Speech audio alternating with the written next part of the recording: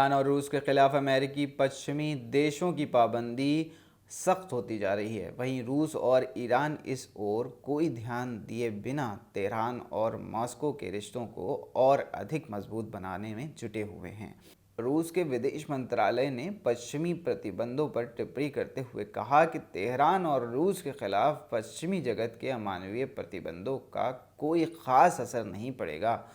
Tehran और Moscow अपने कारोबारी रिश्तों को बढ़ाते रहेंगे।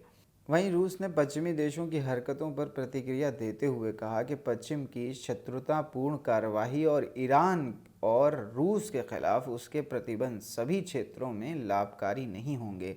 खासकर तेहरान और मॉस्को के बीच पनप रहे आपसी सहयोग के रिश्तों पर इसका कोई असर नहीं पड़ेगा।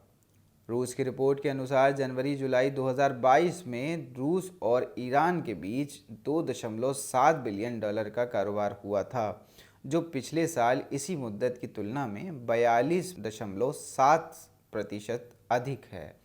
रूस विदेश मंत्रालय ने कहा कि ईरान और यूरेशियन आर्थिक संघ के बीच मुक्त व्यापार समझौते पर जारी बातचीत भी आगे बढ़ी है। बता दें कि ईरान के विदेश मंत्री अमीर अब्दुल्लाहियान बुधवार को रूस की यात्रा पर जाएंगे। ईरान परमाणु समझौते की स्थिति रूस और ईरान के बीच संयुक्त ऊर्जा और ट्रांसपोर्ट प्लान के साथ साथ यूक्रेन, सीरिया और अफगानिस्तान जैसे कुछ क्षेत्रीय मुद्दों पर भी चर्चा करेंगे।